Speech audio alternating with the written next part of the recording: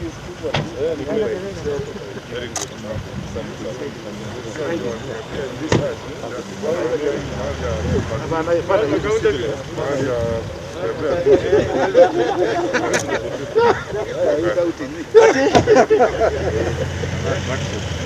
insist. Uzia ndiye alikuwa anasema.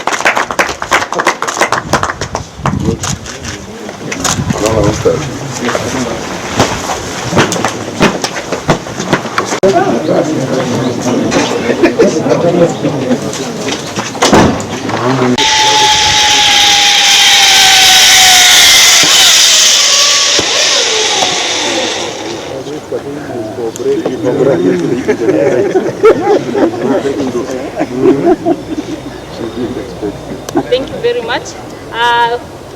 Sir, this activity after the participant part, we first of all start by briefing on what should be done.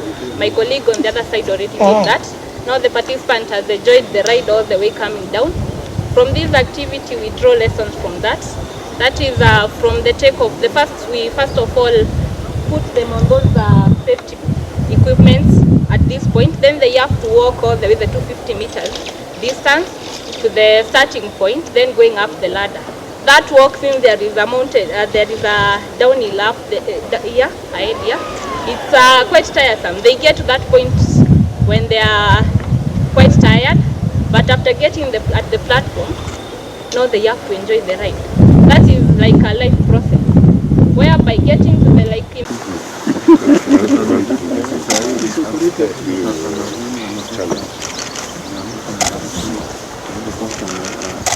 Okay, 3, 2, 1. Thank you.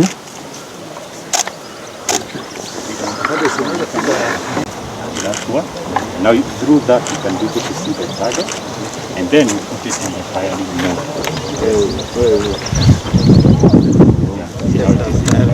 You can show now. Yeah. Now you can pull it.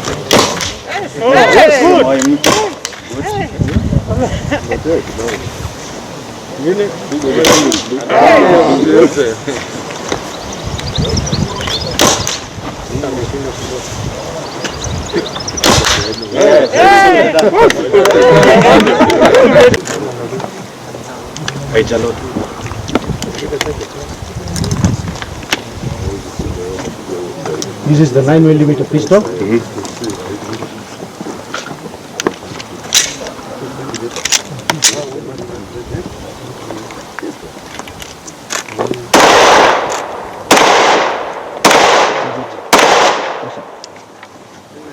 Tosa bon. Tosa. Tosa. Thank you so much.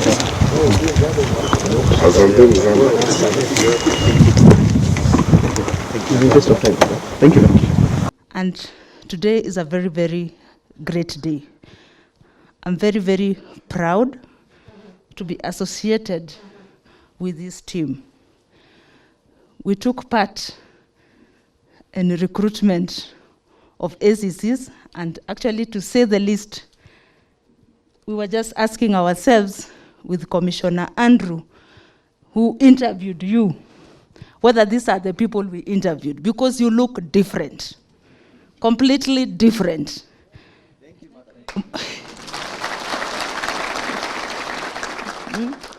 Mnakaa serikali sasa.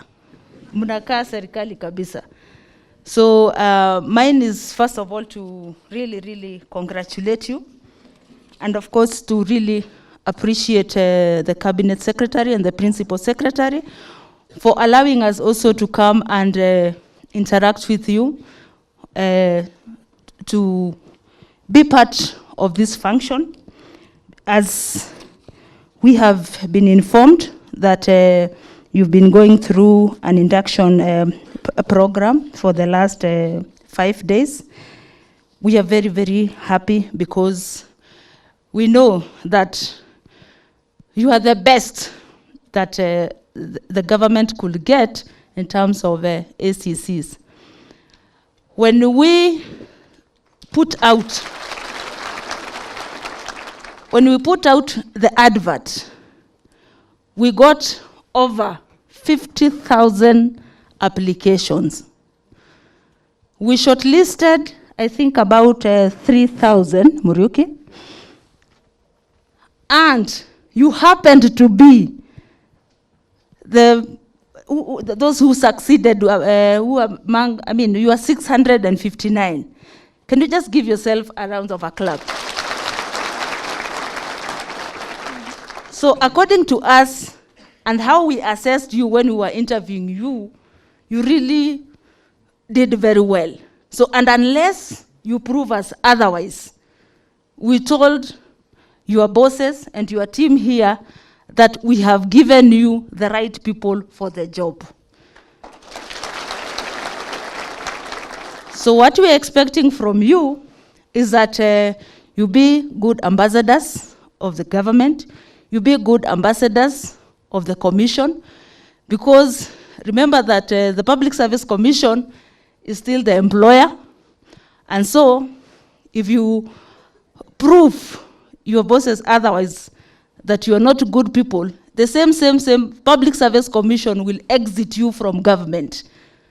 So we just want to ask you that you have been given an opportunity. You are among the few lucky Kenyans who got this opportunity to go and serve. So we expect you to perform your duties very, very diligently, serve Kenyans. Remember, you are the face, you are the point of entry to government. So we expect you to go and serve Kenyans diligently, work hard, be very, very committed to your work. And I want to believe that from the assessment that we did when we were interviewing you, you are not going to disappoint us.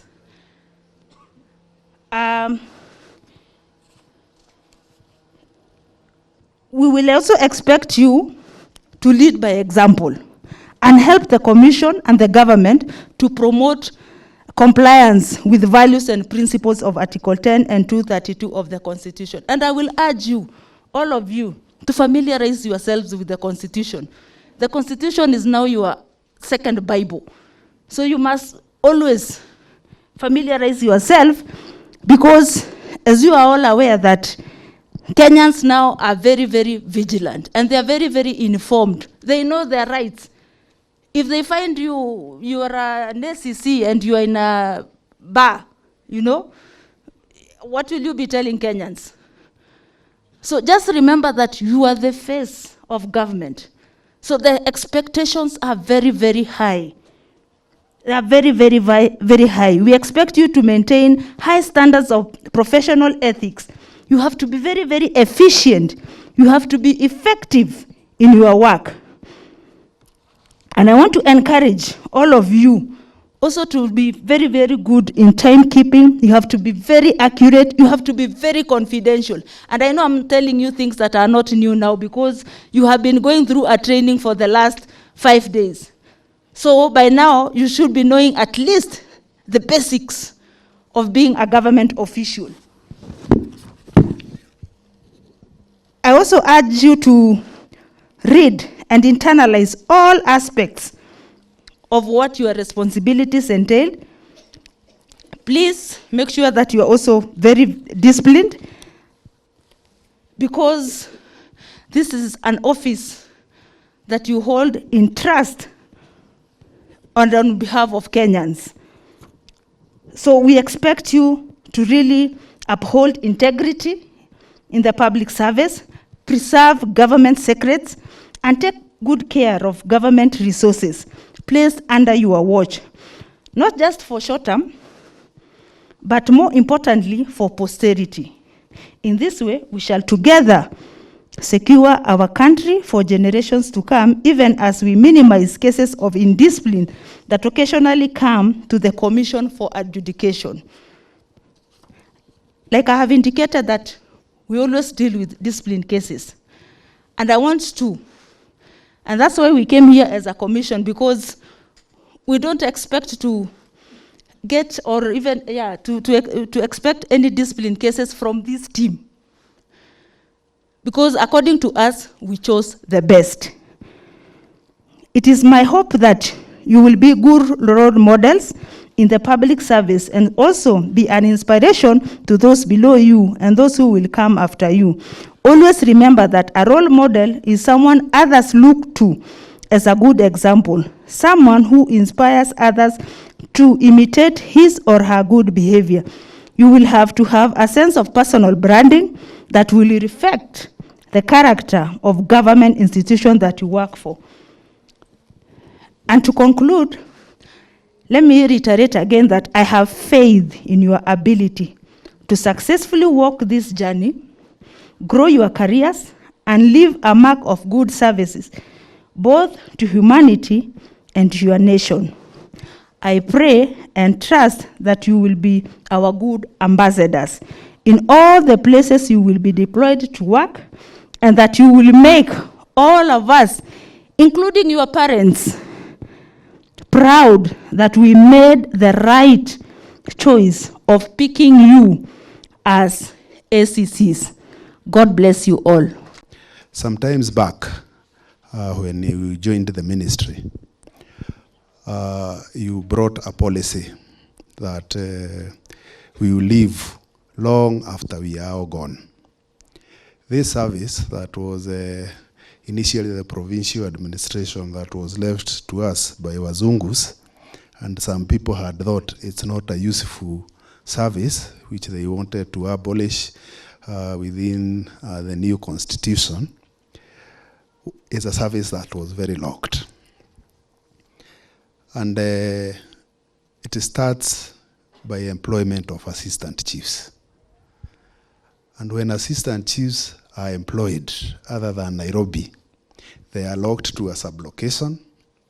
When the chief is employed, he is locked to a location.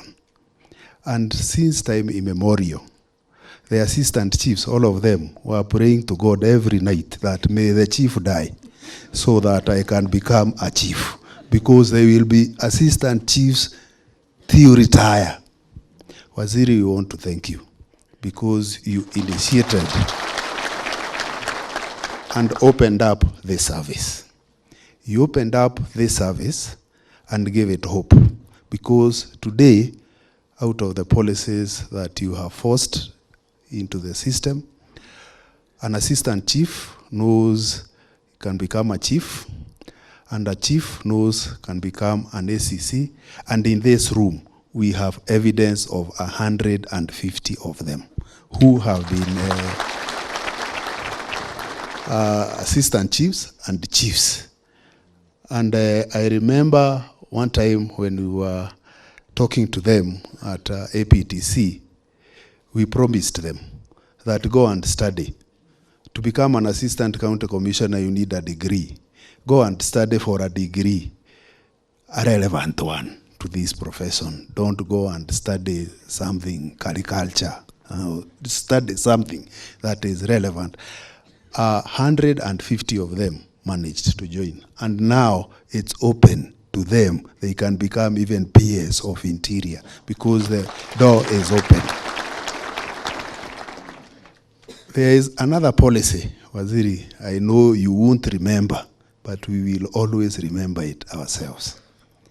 You said that unless there is adequate reason and adequate explanation, all positions of chiefs that fall vacant must be filled by serving assistant chiefs.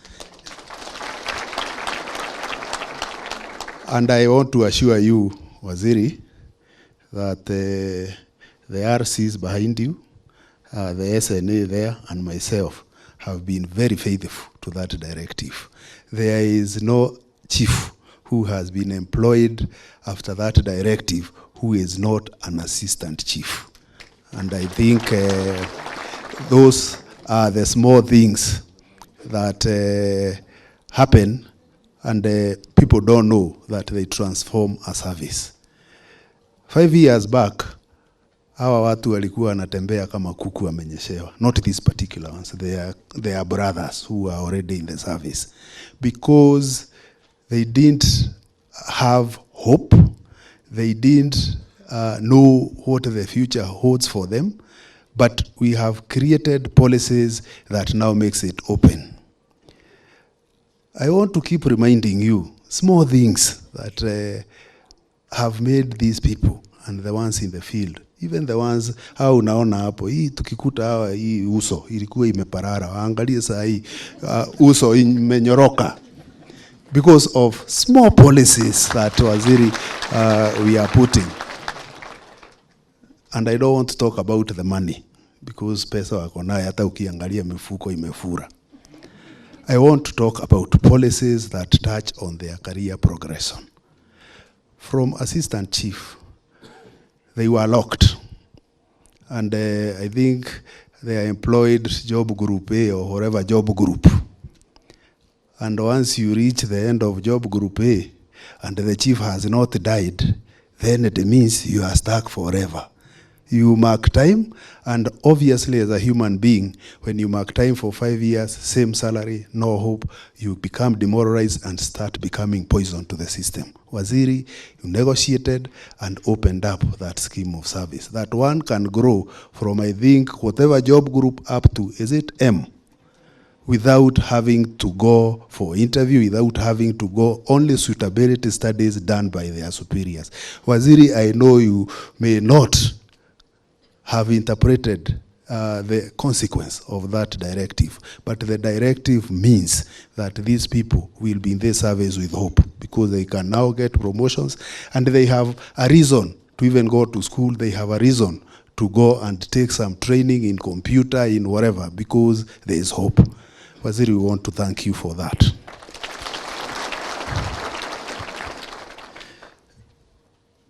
Today is a day of confession.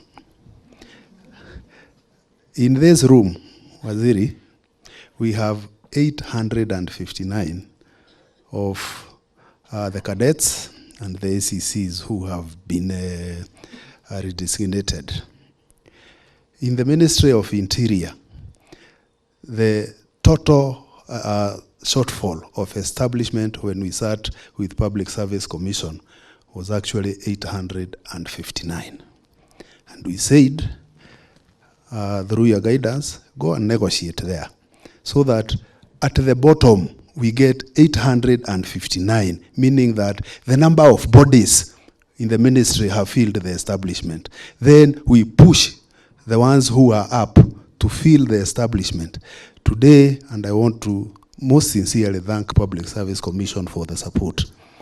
They have opened up, promoted the ones who are up, so that all the establishment from job group T all the way are filled by officers who are in the ministry, and the gaps that are left at the bottom and filled by the 859 of these people. We want to sincerely thank you, Public Service Commission, for making that possible. You may not know what you have done to this country, but what you have done to this country means, because the collapse of law and order in this country that we were witnessing, Waziri, a few years ago, was because of the historical problem of not filling these positions. And as a consequence, we had a lot of sublocations not manned, a lot of locations, all the way the administrative units not manned. And there was no way you are going to keep law and order when you don't have a commander. And I think through this intervention, now we can comfortably say we only have a few sublocations that are not filled, not because we don't have an establishment, but because some of them are also very difficult to fill, like this time. You keep trying to fill, but they keep refusing to be filled. The others are full. And the consequence is that in another 2 years, this country will be as quiet kama maji ya mtungi, this country. That's the meaning of the action you have taken. July, June, these people are recruited. Like I said, 150 have been transited from chiefs and assistant chiefs to become ACCs, and the rest were recruited from the general public. And we agreed, even if we had a very serious shortage of funds, because you know of the reduction of our budget, we must create time and bring these people for induction. And because there were very many, we had 7 cohorts of these people, and each cohort was taking 1 week, being trained here. All the things, I think the Kinaosia and his team tried to make the curriculum compact so that there is no element of training for these people that you lack. We know there's an induction, and we know there is still an APTC course, a 3-month course to be done. But we are happy that Public Service Commission is here, so that when we come kneeling, that wacha watu badala ya miezi 3, sisi tufanye ukarabati, hiyo miezi 3 tufanye in 1 month because of budgetary constraints, so that we can open up.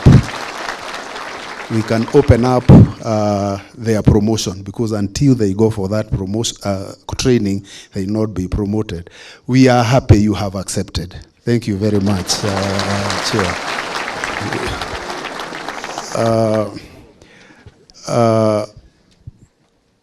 The reason I'm saying that, Waziri, is because in the field, since 2015, we have 560 of our ACCs who are yet to undergo that APTC training. And it will be a very serious crisis when these ones find them in the field and they join. There will be a lot of demoralization. The requirement, if we are to go to 3 months, is 400 million. Obviously, under these circumstances, we won't get the 400 million. If we agreed like you have to the reduction, then it means we are cutting that budget by 3. 100 million we can reallocate to Waziri. And therefore, we are committing, because you have accepted, from November, we will actually have, once the police who are the recruits leave the college, we are going to take the 560 for the 1 month training, so that they open up for these ones. I know it's your day, Waziri, but let me finish by thanking the people who have participated in this training. Like I've said, we have the National Police Service. Unaona watu vile wameng'ara. I want to tell you one last one, please allow me, that you have done without knowing. Hii kung'ara wameng'ara, hii nguo is made in Kenya, fabricated in Kenya, is Kenyan clothes. Hii nguo yao. And the fabric has been manufactured here, and the stitching has been done here in Kenya. That's something you directed and you forgot. But it has actually created so many jobs in this country you won't believe. And unaona, hata hebu simama, si unaona hiyo nguo ikai mbaya, Waziri? It's made in Kenya, na iko sawa. Unaona ACC amekaa imara. Asante. So we want to thank NPS for the help they have done in training these people. Of course, we have had a lot of participation from other institutions, the Public Service Commission, Kenya School of Government, NIS, EACC, and of course, to acknowledge the cadets. I know the week has not been very friendly for day 1, but I'm sure by the time you are doing day 3, you are finding it interesting. Were you? Yes, sir. That's how people cheat their peers. But were you enjoying? Yes, sir. Good, they have confirmed that they were enjoying. I want to take this opportunity to wish you well. I know I will ask for a session that we will have a closed-door discussion with these people, but formally, I want to wish you well as you go to the field. Know that you are coming to a service that is more of a calling. It's an enjoyable thing. I've not been an ACC myself, but by training and induction of the people behind us, we have known that this is a profession that is enjoyable. Please go and be good ambassadors for Ministry of Interior and Coordination of National Government. I wish you well. Is there anyone in this room who's not a citizen of our country? If you're not a Kenyan, please raise up your hand. We don't have a foreigner here. All of us are Kenyans. There's something we have that brings all of us together and equally together, and that is the citizenship of our country. We will never discuss anything sensible if we don't begin from the basics, which is, this is our only home on earth, and we've got to be patriotic and serve our country. And if you don't have that attitude, it's very difficult for you to be anything, leave alone an administrator and somebody who looks after the security of the country. When you wear the uniform that you are wearing, we are giving you people, citizens, fellow citizens, human beings. People with him, we have equal responsibility to keep our country together. Wherever you serve, whether you are going to Ndiwa or Mandera, whether you are going to Busia or Meru or Kwale, wherever you are going, you're going to be interacting with fellow citizens. People with whom we have been given this country by God our Creator. So our first duty and responsibility is to ensure that to the best that the Lord will enable us, we love these people, attend to them, and serve them. The uniform you are wearing and the responsibilities we hold are responsibilities we hold because we have been privileged and blessed by God through our president to be the ones to look after our people in our various jurisdictions. So I want to tell you this very candidly, my dear friends. You must love the people you are going to serve. Let us love our people. Because if you love them, you will always do justice, you will be fair, and you will ensure that these people, when they part with you after they have left the office, they go away happy, and they go away satisfied. And when you wake up every morning to go to work, know that you have a date with destiny. You may do something in the course of that day that will change someone's life, or something in the course of that day that will affect someone's life. So give it your all, serve with all your energy and your commitment, because it's always a privilege to serve. Secondly, I thank the Lord for you, all of you. Now, you are my colleagues. For the last 9.5 years, I've worked in the public service. I've had the privilege to be a minister. From sector to sector, I've come and found people that the Lord has given me to work with. And I love them, and I enjoy working with them.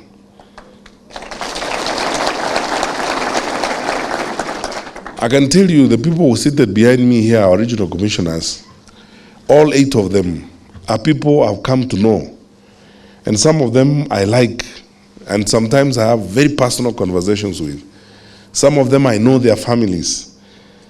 And I thank the Lord for them because we work together. When there's an issue in one part of the country, we cross ranks, we come together, we sort things out. And you've started a long journey. You must now develop a relationship with those people you work with and those that you work for, knowing as you must that you will never be happy in this world even if we left it all for you. You must live with these other people, enjoy a relationship with these colleagues, develop sensible collegiality with all these people that you are going to work. Number 3, if you forget everything I will say today, don't forget this one.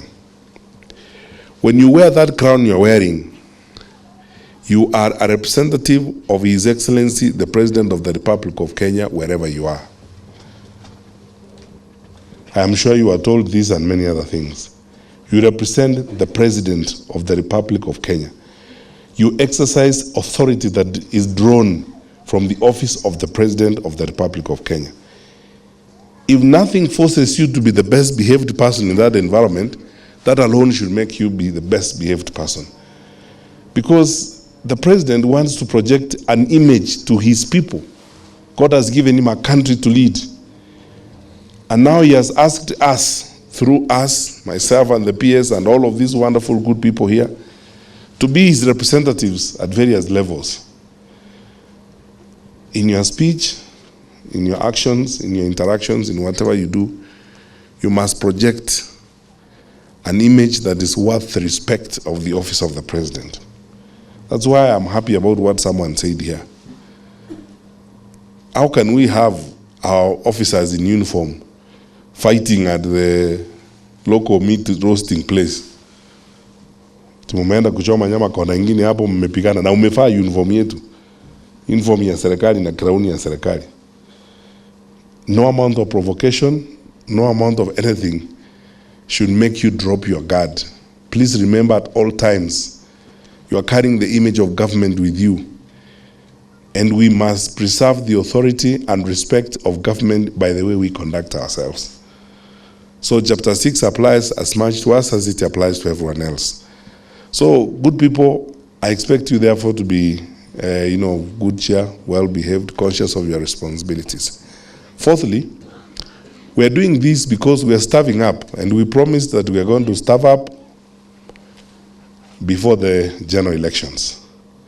I think I can confidently say that by end of November this year, we will probably be totally and absolutely staffed up in all our ranks across the country, from assistant chief to RCs. And therefore, as the PS says, we'll expect to get all the information we need when incidents happen in your various parts of the country, when we are doing mapping of the country and looking at how our population is behaving around the electioneering period. We should get all the information we need, and we must make sure our country remains peaceful throughout the general election period. My point number 5 is about the role that I keep saying we have to ourselves. The challenge that we had in the past, which we, by God's grace, have been trying to resolve, as the PS outlined, is to strengthen our level of mentorship. Because in the past, it is true that, people used to be assistant chiefs, and all your life, and you just die an assistant chief, or you pray for the chief to die so that you can be promoted to be the chief yourself. And because HR management has changed, that is why we came up with this policy, and I thank my sister and the Public Service Commission for supporting it, so that you can grow. Because it's very common for all human beings to want to be promoted. Ama namna gani? Yes, sir. You want to move from one place to another. I keep telling people every day that even we ministers look forward to a promotion. I hope that one day my picture will be put there.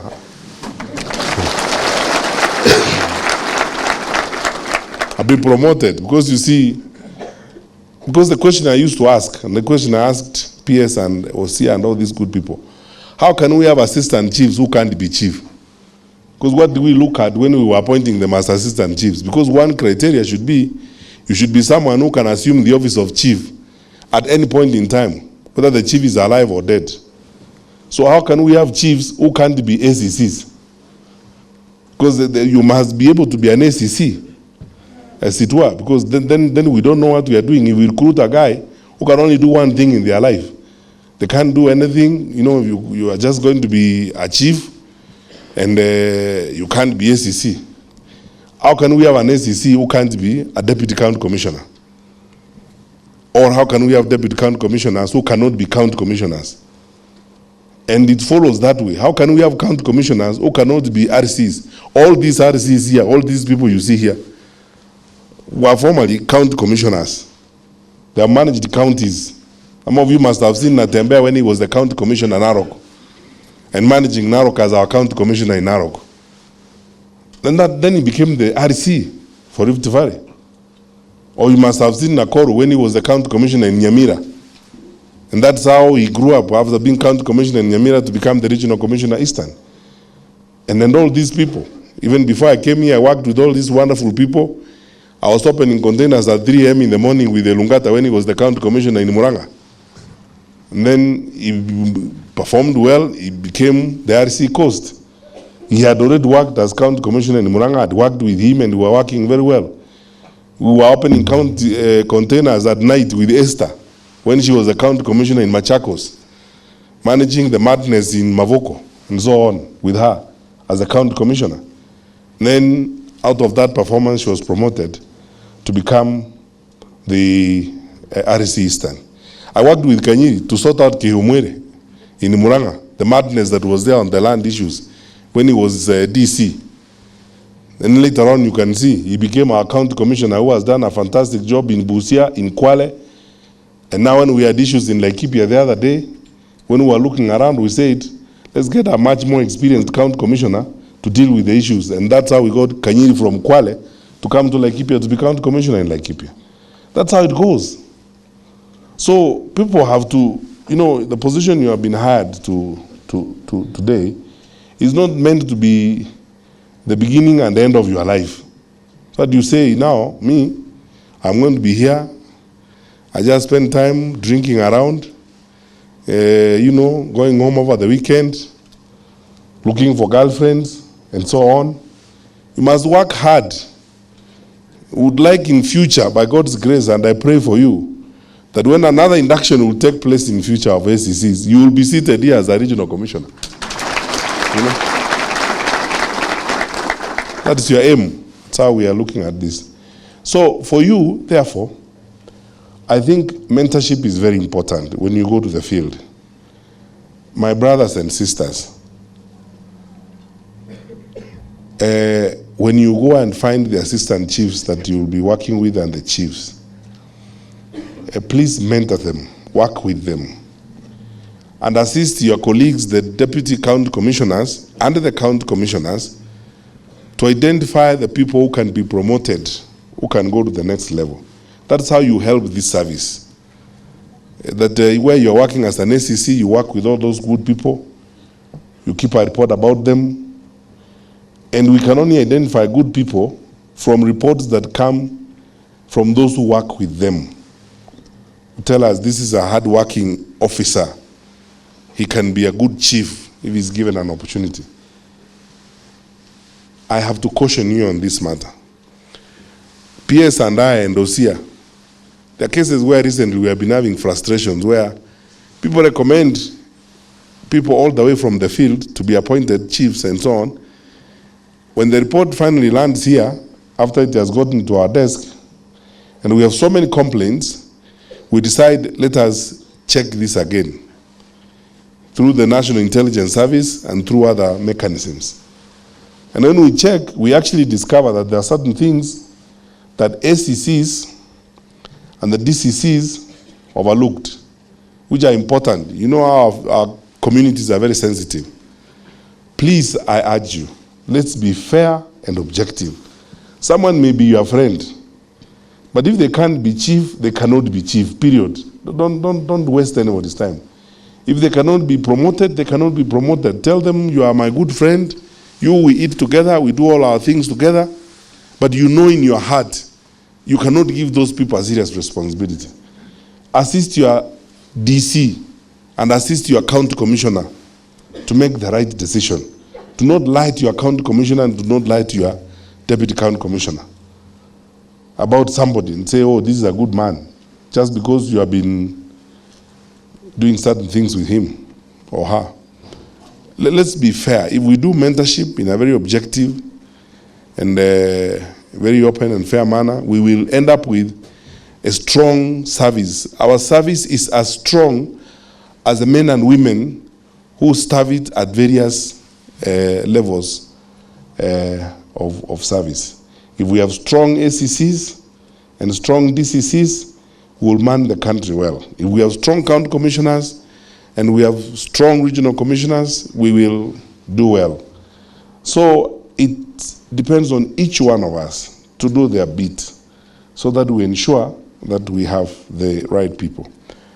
I make 2 points and come to the end of my remarks. One,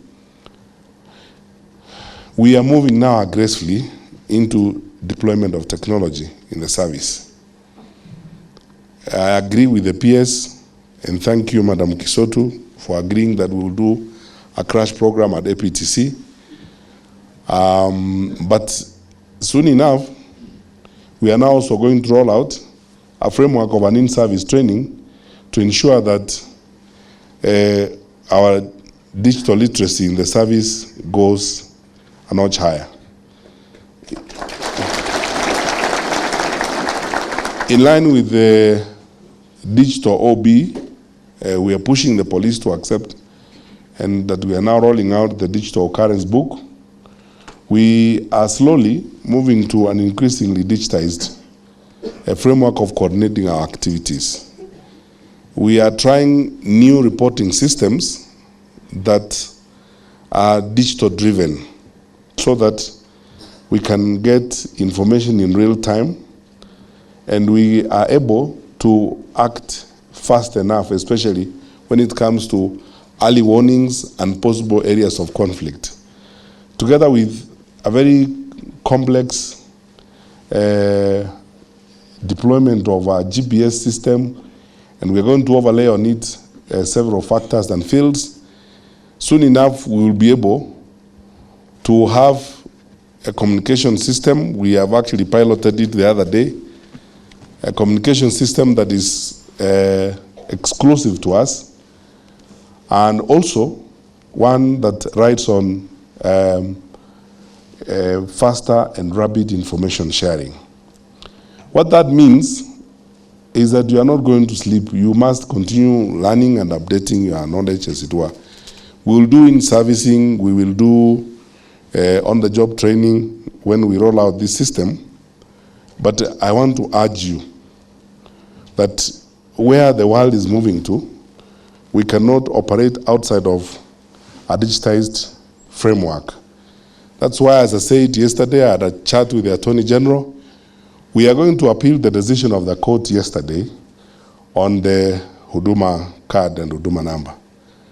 Because it's unthinkable how we are going to move to the future without integrating our data sets. And then we are going to ask our colleagues across other branches of government who don't understand this. We are available to help them understand what we are trying to do. Because sometimes people make decisions without understanding what we are trying to do. And I'm the best example of this war, because when we were fighting digital migration, we went all the way to the Supreme Court. And now look where we are today. If we had not freed all that spectrum and so on, I don't know how we would be operating today. In the era of COVID and so on, when we have to do these virtual meetings and stuff like that, I don't know how we would be operating today. Look at how many TV stations we have in the country, how many radio stations we have in the country, and how we are able to communicate. If we had not migrated at that time, I don't know what we would be doing today. Yet, you know, the High Court ruled against us, the Court of Appeal ruled against us. We had to go to the to the Supreme Court to get judgment that enabled us to migrate from analog to digital broadcasting. And on the Huduma card and the Huduma number, I want to assure you, I am prepared, and my colleagues in government, we are prepared to go all the way. We have no problem even ending up in the Supreme Court on this matter. Because it's very simple, and all of you understand this, and if you may allow me to take a second on this, it's unthinkable that anybody can think otherwise in this day and age. Because if we have data on your ID with the National Registration Bureau, we have data on your birth certificate, we have data on your PIN at KRA, we have data on your driver's license at the NTSA, What we are doing is bringing all that data together so that you are one person, so that you use one card and one number to access services. What is illegal about that? I don't know where some people live. Just go to some countries in the Middle East, the president of Estonia was here the other day, and it's amazing what she told us and what they're able to achieve in terms of technology. We cannot be the only country where you need a handbag to carry your cards, so that, you know, when you get to the petrol station, you remove your bank card. When you go to hospital, you remove another card. When you get to the airport, you remove another document. When you're going to check NHIF, you remove another card. The people who are opposed to this are the cartels who have made a living out of stealing public funds by coming up with all manner of conflicting systems. So they will supply a different software and different system at NTSA and insist that they're providing a digital license. Then they will go to KRA and look for another system. And they've been making money like this theft of public resources. And this is really what is being protected. So we will go to the Court of Appeal, because we are law abiding, we will go to the Court of Appeal on this matter. And again, just like digital migration, we're here again in the country where we're arguing about ourselves and arguing against each other over something that should be driven by common sense. That's how everyone lives. You just get one card, one single source of truth. Instead of you being so many people, you know, at NHIF you are one person. At the National Registration Bureau you are another person. At the Registrar of Parts and Deaths you are another person. You know, when you go to the Attorney General to check your marriage records, you are again another person. You know, and so on and so forth. And we are getting all these data sets and integrating them so that we give you one card. And when you get that card being read by a machine, they can get all the other information they need and services given to you in minutes. We want to go to a place where you can even go with that one card. When you get to the petrol station, you can actually fuel using it, because it can access your bank account and get the 2,000 shillings that you have used to pay for fuel and walk away. That's where technology is going. We cannot be the only country on earth where you need to buy a handbag to carry your cards around. So we will go to the Court of Appeal on the matter, because we believe at some point in the chain of seeking to explain ourselves, someone will be reasonable enough and listen to us and see that what we are doing is good for our country and good for the way we are going to go forward.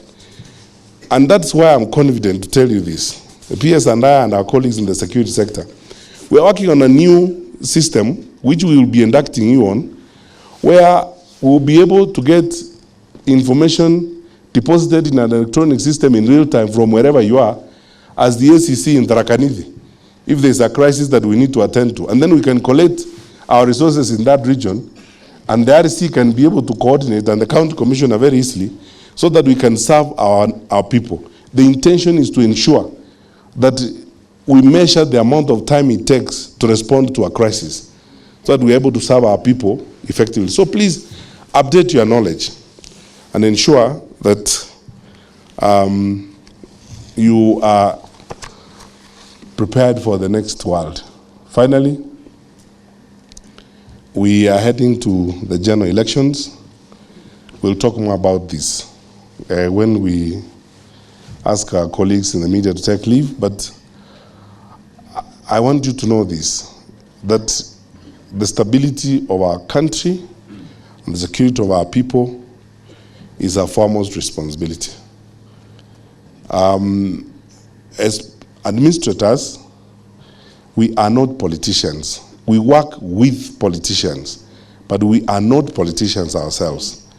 So we don't deal with people based on their party affiliation or their creed or their allegiance. The only qualification you need to get services from us is just one. You are a citizen of our country and someone within our jurisdiction. We serve you. The party, your creed, your religious affiliation, your clan, that is your problem. And we don't come in those things. We serve people. We serve our Wananchi. I want to ask you, therefore, to be vigilant when you go out to your stations, to be objective, but also to be firm, to not bend to political pressure. I am aware, and let me say candidly here that I am aware, and some of my colleagues behind here, the regional commissioners know, the cases where, like in Eastern Province, where a governor or some politicians are trying to push us about our county commissioner. I hold this view. We do not dictate anyone on how they do their job, and no one should dictate us on how we do our job. County commissioners, regional commissioners, all of you people work at the pleasure of the president. And when the president has agreed and decided on our posting, that marks the end of the story. And it is that chain of command that decides deployment. We are not going to be manipulated and told, remove John from here because I don't like him and bring me Mary. That is not someone's job. That is our job.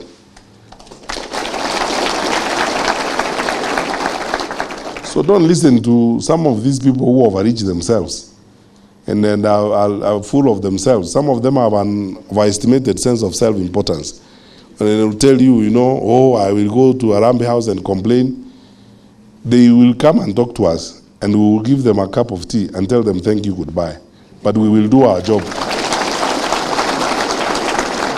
We will do our job.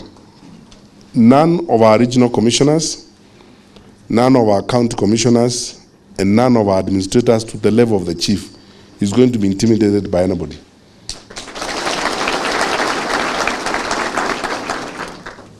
Do your work. We have your back. We will take responsibility. The old edict used to be, you guys in the field take all decisions. We will take responsibility. Carry on with your work. Be firm, be true to our country, follow the law, do the right thing, and serve our people. Anything else, the PS and I, we will deal with. Na ikifika mahali, we will go to Madam Kisotu and Rotich, and we will ensure that our officers are able to render services without undue pressure and undue intimidation. Don't go to night meetings. And no one should tell you that because you are not attending my night meeting, tutaonana. Mutaonana wapi? We are also here. Hakuna kitu kama hiyo. Because administrators like you are now new officers in the field, and some of you are starting when we are in the electioneering period. You may be facing situations like this. Take it from me. Our president is very firm and resolute about the security of the country. I serve a president I'm proud of because he's patriotic, he loves his country, and is committed to serve his country. We too have taken that example. And we will do our work without fear or favor. So don't bend to any of those funny things. Do your work. Kirauni umevaa sio mchezo. Kirauni ya serikali na sheria na ni ya nchi yako. Kama kuna maneno, my good friends are here, the RCs, they will tell you, some of these good people have been in service for a while, they know a thing or two. Some people have threatened them before, and they are not there themselves today. And they are here still wearing crown. So do your work. Let's be firm. What's important to me and to all of us is to serve our country. Honestly, fairly, objectively, and respecting our people. Let's love our people. Wherever you go as an SEC, the hallmark of a successful officer, get to know the people you work with. Religious leaders, the local priest, local Nyumbakumi people, know them, work with them. These are the people God has given us to work with. Do not be swayed this way, that way, and so on and so forth. Be a farm officer and be proud of it. Some of these people here, I've had occasion to work with them, some of these regional commissioners. People know them. I mean, the whole country, people know Mutembei, ama namna gani? Yes, they know. They know Mutembei is a farm officer. He's not si mtu wa kucheza hivi namna hii. They know he's a farm officer. And they can't joke with the officers like that. They can't play games with Esther because she's a lady. They know she's farm. And when they will come to tell us things, We will give them a cup of tea and welcome them as Kenyan citizens and leaders. And at the end of what they have said, we will tell them, thank you, have a good day, and let us continue with our work. Thank you, good people, and God bless you.